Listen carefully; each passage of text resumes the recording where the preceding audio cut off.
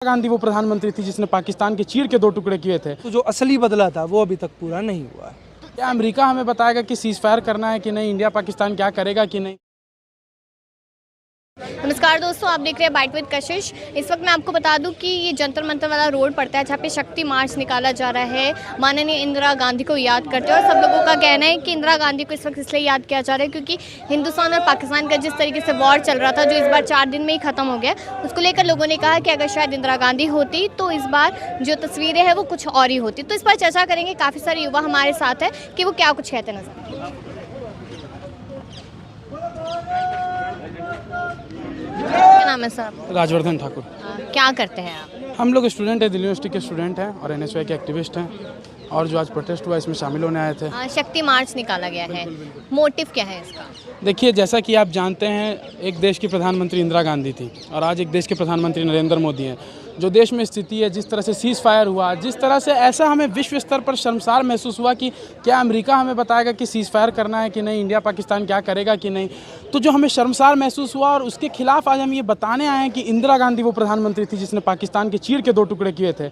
America सामने खड़ा था, अमेरिका उस समय में आँख दिखाता था। इंदिरा गांधी ने आँख में आँख मिलाकर कहा कि भारत अपने मामलों में सक्षम है, भारत अपनी लड़ाई लड़ने के लिए सक्षम है, हमें किसी तीसरे देश की ज़रूरत नहीं। और आज एक भारत के प्रधानमंत्री नरेंद्र मोदी जी पता नहीं ट्रंप का सहारा लेते हैं, अमेरिका का सहारा लेते हैं, पूरे विश्व भर में भारत की भत पिटवाते हैं। तो हम आज ये दिखाने आए हैं, आज उनको बताने आए हैं कि देश आज संकट के समय से गुजर रहा है। आज प्रधानमंत्री नरेंद्र मोदी जी को जरूरत है कि वो इंदिरा गांधी जी वाला साहस अपने अंदर लाएं और पाकिस्तान और आतंकवाद को जड़ से खत्म करें। आप ये मानते हैं कि मोदी जी ने अमेरिका से बात की और उसके बाद सीज फायर का ऐलान हुआ? देखिए, अब ये मैं नहीं जानता हूँ कि अंदर खाने क्या हुआ, किसने क्या बात की, पर आप ये सोचिए ना कि अगर पाकिस्तान और इंडिया का कोई मामला है, जब भारतीय सेना सक्षम है लड़ाई करने में, तो अमेरिका कौन होता है बताने वाला कि, और भारत कौन होता है उसको स्वीकार करने वाला कि हाँ हम सीज फायर को एक्सेप्ट करते हैं? अमेरिका का बताया हुआ सीज फायर को। पहली बात तो हम सीज फायर करें क्यों? ऐसी जो मुश्किल परिस्थिति है, पहले आतंकवाद को ख़त्म करना एक बड़ा विषय है, तो उस विषय में हम पहले सीज फायर करें क्यों? और करें भी तो हम आपसी सहमति से करेंगे। अमेरिका बताने वाला हमें कौन होता है? तो हम इस चीज़ से नाराज़ है कि अमेरिका हमें क्यों बता रहा है हम सीज फायर करने के लिए। इस बार जनता ने पूरी उम्मीद लगाई थी कि जिस तरीके से सिचुएशन थी, हालात थे, कि पीओके जो है वो इस बार तो अपने हाथों में आता ही नजर आएगा। बिल्कुल, वो तो हम चाहते हैं पीओके हमारे हाथ में पूरी तरह से हमारे कब्जे में आ जाए, पर पता नहीं सरकार असक्षम है काम करने में। किस तरह से सरकार काम कर रही है, ट्रंप के इशारे पे काम करती है, किस तरह से काम करती है, हमें समझ नहीं आता। मैं समझता हूँ इन सब राजनीति से परे हटकर जो हमने इंदिरा गांधी का नाम लेकर आज मार्च निकाला, इंदिरा गांधी जी वाला साहस मोदी जी अपने अंदर लाएं और पाकिस्तान के टुकड़े। क्या कुछ पढ़ा है इंदिरा गांधी के बारे में? इंदिरा गांधी आयरन लेडी थी। आप एक बात बताइए, जो लेडी प्राइम मिनिस्टर जिसने रिचार्ड निक्सन जब सामने कहा कि हम अपने मामलों में सक्षम है, हमें किसी तीसरे देश की ज़रूरत नहीं, वो हिम्मत थी इंदिरा गांधी में। ऑपरेशन जब जो खालिस्तान का जिस तरह से उदय हुआ उन्होंने रोका। तो उन सब मामलों में इंदिरा गांधी ने देश में जिस तरह से जो नक्सलाइट वाला चीज़ें बढ़ रही थी, जो खालिस्तानी मूवमेंट बढ़ रहा था, तमाम तरह की जो देश भर में नॉर्थ ईस्ट में समस्याएं ने सबका समाधान किया और पाकिस्तान का 2 टुकड़ा कर दिया। तो हम तो चाहते हैं कि वैसा साहस लाएं और पाकिस्तान को सबक सिखा के दिखाएं। कब तक उम्मीद लग रही है कि अब कुछ सरकार फैसला लेगी? क्योंकि अब देखिए सीज फायर हुआ, उसके बाद पाकिस्तान ने उल्लंघन किया, लेकिन मामला शांत नजर आ रहा है। वही मामला शांत नजर आ रहा है, शांत होना नहीं चाहिए। आप एक बात बताइए, जिस दिन सीज फायर की घोषणा हुई, पाकिस्तान उसके बाद गोली चला रहा है, हमारे जवान को मार रहा है, और हम क्या चुप बैठेंगे? अब क्या पाकिस्तान हमें आंख दिखाएगा? सीज फायर के बाद पाकिस्तान उल्लंघन कर रहा है। फोड़े जा रहे हैं कहाँ पर? पाकिस्तान में। वही मैं कह रहा हूँ ना कि वो पाकिस्तान पूरी तरह से खुश है, पाकिस्तान हमारे जवानों को मार रही है और हम सीज फायर को स्वीकार कर रहे हैं। तो हम तो समझते हैं कि कड़ी से कड़ी कार्रवाई की जरूरत है, सीज फायर से काम नहीं चलने वाला है। हमारे साथ रौनक खत्री है, सीधा सवाल करेंगे। लगातार ये लाइनें सुनने में आ रही है कि इंदिरा गांधी जैसा कोई नहीं, इस स्टेटमेंट का इस्तेमाल क्यों किया जा रहा है? जिस प्रकार से 2 दिन के अंदर ही सीज फायर का ऐलान मोदी जी ने अमेरिका को लेते हुए बीच में किया है, तो इंदिरा गांधी जी जैसा तो कंपैरिजन पूरे देश में प्रधानमंत्री के रूप में नहीं हो सकता। क्योंकि उस समय भी इंदिरा गांधी जी ने ये कहा था अमेरिका को कि country should mind their own business, कि वो अपना काम अपने तरीके से करे, हमें ना समझाए। परंतु क्या आज भारत को अमेरिका की ज़रूरत थी कि वो हमारा पाकिस्तान जैसे छोटे मुल्क के साथ समझौता कराए? हम पाकिस्तान को आँख से आँख मिलाकर देखने के लायक वो इतना पाकिस्तान देश भी नहीं है कि हम उनको आँख से आँख मिलाकर उनको देखें। परंतु 2 दिन के अंदर ही मोदी जी ना तो उन 4 आतंकवादियों को आइडेंटिफाई कर पाए जिन्होंने पहलगाम पर हमला किया, निहत्थे लोगों पर हमला किया, टूरिस्ट पे हमला किया, उसका बदला आज तक वो नहीं ले पाए, ना उनको आइडेंटिफाई कर पाए। तो आज देश के युवा में आक्रोश है और उसी आक्रोश में इंदिरा गांधी जी को आज हमने याद किया। ऑपरेशन सिंदूर हमने देखा, उसकी बात अभी भी की जा रही है, लगातार प्रेस कॉन्फ्रेंस की जा रही है कि बहुत कुछ हमने किया ऑपरेशन सिंदूर के अंडर, तो उसकी तारीफ नहीं कर रहे क्या विपक्ष में? हम तारीफ कर रहे हैं, सेना अपने आप में बहुत काबिल है, बहुत ही एफिशिएंट वे में उन्होंने ऑपरेशन सिंदूर को अंजाम दिया है। परंतु जो असली बदला था, वो असली बदला शुरुआत होना था। जो 4 आतंकवादियों ने जिस पहलगाम के हमले पर अटैक किया था, उनको आइडेंटिफाई करके उनको लाल चौक पर पब्लिक के सामने खड़ा करके पब्लिक के ऊपर न्याय छोड़ देना चाहिए था कि आपको जो करना है इनके साथ करो। क्या आज तक वो 4 आतंकवादी मोदी जी आइडेंटिफाई कर पाए हैं? आइडेंटिफाई तो उनके लिए बहुत दूर की बात होगी। उन्होंने एयर स्ट्राइक के माध्यम से 9 बंकर्स पर अटैक करा है। सेना ने बखूबी उस काम को बहुत अच्छे से निभाया है। परंतु सरकार अभी शांत बैठ गई है, अभी कुछ इस पर फैसला नहीं लिया जा रहा। उधर देखिए उल्लंघन किया गया था सीज फायर का पाकिस्तान की तरफ से, क्या उम्मीद सरकार से लगाई जा रही है? उम्मीद सरकार से ये लगाई जा रही थी पहले कि वो बदला बखूबी लेंगी। देशवासियों को जो उम्मीद थी, पूरे लीडर ऑफ अपोजिशन ने ये कह दिया था कि हम आपके साथ, आप जो करेंगे हम आपके साथ खड़े। परंतु सीज फायर के लिए अपोजिशन नहीं खड़ा था कि वो अपने घुटने टेक दे। भारत को अपने घुटने टेकने की ज़रूरत नहीं थी। भारत 150 करोड़ आदमियों का देश है, जिसके नागरिक और जिसकी सेना इतनी काबिल है कि वो बदला बखूबी लेना जानते हैं। सरकार अब कुछ करेगी कि नहीं करेगी? राहुल गांधी लगातार कह रहे हैं कि मीटिंग हो, इस पर फैसला लिया जाए। निश्चित तौर पर विपक्ष अब सवाल करेगा, और सिर्फ विपक्ष ही सवाल नहीं करेगा, देश का युवा सवाल कर रहा है, देश का एक आज आम नागरिक सवाल कर रहा है कि क्या सीज फायर की ज़रूरत थी, और पिछले 10 दिन के अंतराल में पूरा क्या कार्यकाल मोदी जी का रहा है, क्यों ये इंटेलिजेंस फेलियर रही है, क्यों वहाँ पर आर्म्ड फोर्सेस नहीं थे।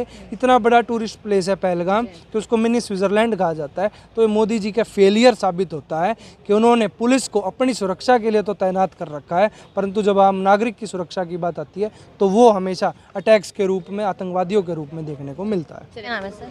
मेरा नाम इमरान खान है।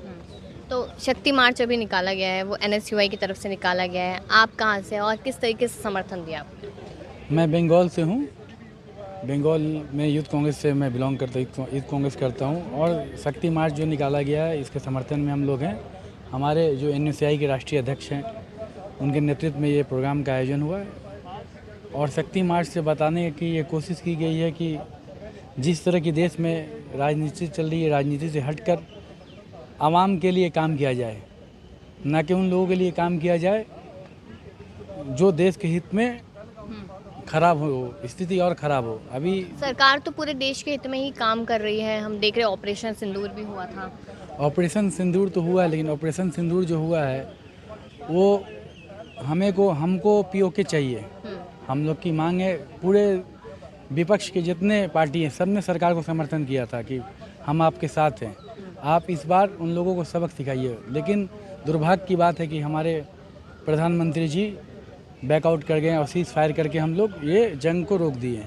हम लोग को जिस तरह से पाकिस्तान की जो आतंकी घुस के हमारे देश में हमारे जो लोगों को शहीद किए हैं, उनके खिलाफ हम लोग हैं। लेकिन मोदी जी एक तरफ बोलते हैं कि इस बार हम लोग POK को हासिल करेंगे, लेकिन जब ट्रम्प जी का एक ट्वीट होता है या मैसेज आता है तो सीज फायर हो जाता है। ये हम लोगों को समझ में नहीं आ रहा है ये किस तरह की राजनीति की जा रही है। देखिए POK की मांग लगातार की जाए। पहले मैं आपका नाम जानना चाहूँगा। आसिफ इकबाल।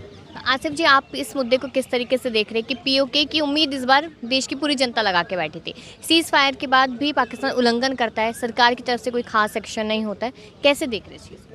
नहीं, POK की मांग पूरे इंडिया के लोग कर रहे हैं, और जब विपक्ष में भाजपा थी तो इस मुद्दे को बार बार उनके तरफ से भी उठाया जा रहा था। तो जब ये मौका था, जब जंग छिड़ चुकी थी, तब ये सरकार पीछे क्यों हट रही है, जबकि पूरी ऑपोजिशन पार्टी उनके साथ है। हम सब चाह रहे थे कि POK हमारे पास हो, और ऑपरेशन सिंदूर के नाम पे एक आई वॉश हो रहा है। मेरे ख्याल से एक आई वॉश है, क्योंकि वो जो लोग हमारे 26 टेररिस्ट को मार के गए, ना उनका नाम पता है, ना अता पता पता है, पुलवामा की तरह इसको भी आई वॉश करके छुपाया जा रहा है। तो हम चाहते हैं, विपक्ष की तरफ से, कांग्रेस की तरफ से, राहुल जी की तरफ से लेटर दिया गया है कि आप जंग में जाइए, POK हमें चाहिए, हमारा वो अधिकार है। हमको चाहिए, आप जंग में जाइए, हम आपके साथ है। देखिए मोदी जी का कल बयान आया था, उन्होंने कहा कि अगर उधर से गोली चलती है तो इधर से गोला चलेगा, और कल रात हमने देखा कि ऐसा कुछ भी नहीं हुआ था। तो अब आपको क्या लगता है कि क्या पाकिस्तान अब कुछ फिर से हरकत करेगा, उसके बाद इंडिया एक्शन लेगा, या फिर इंडिया को पहले एक्शन ले लेना चाहिए? पाकिस्तान की फितरत ये आज की नहीं है, वो बार बार ये कहते हैं, वो कहते कुछ है और करते कुछ और है, तो उनके बातों पे ज़्यादा तवज्जो नहीं देना चाहिए। बट जब उनकी तरफ से सीज़ फायरिंग का उल्लंघन किया गया, मोदी की तरफ से क्यों नहीं उस पर वार? ये जो कहते हैं कि हम लाल आग दिखाने वाले हैं, हम कोई समझौता की बात नहीं करेंगे, हमको कोई अगर बम मारता है हम उसके ऊपर गोला मारेंगे, तो वो हकीकत में होता क्यों नहीं है? आज आपके ट्रंप जी ने कह दिया कि सीज़ फायर, और आप उनको मान करके सीज़ फायर पे उतर गए। इससे पहले भी अमेरिका ने, जब इंदिरा गांधी हमारे प्रधानमंत्री थी, तब भी पाकिस्तान के साथ युद्ध हुआ था, तब भी अमेरिका ने प्रेशराइज करने की कोशिश की थी इंदिरा गांधी को, लेकिन इंदिरा गांधी ने नहीं माना था उस बात को। उन्होंने कहा था हम, ये हमारे आपस की बात है, हम मेरे देश की बात है, तो हम कोई मीडिएटर की बात नहीं सुनेंगे, जो देशवासी चाहते हैं हम उसी पे कायम रहेंगे। तो मोदी जी, हम ये भी चाहते हैं, आज भी हम ये चाहते हैं कि पीओके हमारा हक है, पीओके हमको वापस चाहिए। लगातार एक ही चीज़ कही जा रही है कि इंदिरा गांधी जैसा कोई नहीं। ये सेंटेंस का इस्तेमाल आज की सरकार के लिए किया जा रहा है या क्या? बिल्कुल आज की सरकार के लिए किया जा रहा है। जब एक प्रधानमंत्री वो थी जिन्होंने देश के 2 टुकड़े करके एक नया देश दिया, इस दुनिया में एक नया देश का, जियोग्राफी में बांग्लादेश करके एक नया मुल्क खड़ा हो गया। तो आज जब मुल्क इतनी बड़ी बड़ी बातें करते हैं, 56 इंच की बातें करते हैं, लाल आग दिखाने की बातें करते हैं, तो वो हकीकत में दिख क्यों नहीं रहा है लोगों को? सवाल इसीलिए उठ रहा है। चलिए बहुत